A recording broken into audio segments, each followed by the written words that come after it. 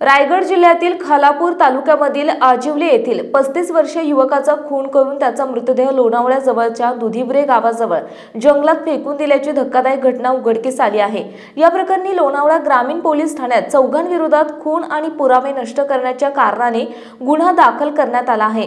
वादातून खुनाचा प्रकार घडला। मृत व्यक्तीचे नाव हनीफ अली शेख उर्फ सोनू असून शुभम यादव, आशिष चव्हाण, अमर मोरे एक विधी संघर्षग्रस्त बालक यांच्यावर गुन्हा दाखल केला आहे। पोलिसांनी दिलेल्या माहितीनुसार मृत हनीफ अलीच्या पत्नीने 16 जूनला वावोशी पोलीस दूरक्षेत्रात बेपत्ताची तक्रार दाखल केली होती। या तक्रारीवरून खालापूर पोलीस ठाण्यात गुन्हा नोंदवण्यात आला होता।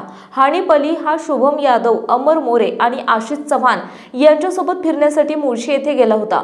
17 जून रोजी सकाळी मोर्शीतील गोशाळेच्या शेडमध्ये आशिष आणि हनीफ अली यांच्यात वाद झाला। दोघांनी एकमेकांना लोखंडी हातोड्याने मारहाण केली। यानंतर त्याच दिवशी दुपारी 1 वाजता कारमध्ये चौघांनी मिळून शुभमचा टॉवेल आणि शर्ट वापरून हनीफ अलीचा गळा दाबून खून केला। तसेच मृतदेह दुधिवरे गावाच्या खिंडीतील जंगलात फेकून दिला। पोलिसांनी आरोपी शुभम यादवच्या माहितीवरून मृतदेहाचा शोध घेतला असता तो झाडीत बांधलेल्या अवस्थेत सापडला। त्याचे हात बांधलेले होते, शर्टने गळा आवळलेला होता आणि तोंडावर टॉवेल होता। घटनेचा तपास लोणावळा ग्रामीणचे पोलीस निरीक्षक दिनेश तायडे यांच्या मार्गदर्शनाखाली सहाय्यक पोलीस निरीक्षक प्रशांत आवारे हे करत असून पोलिसांनी चौघांविरोधात गुन्हा नोंदवून कारवाई सुरू केली आहे।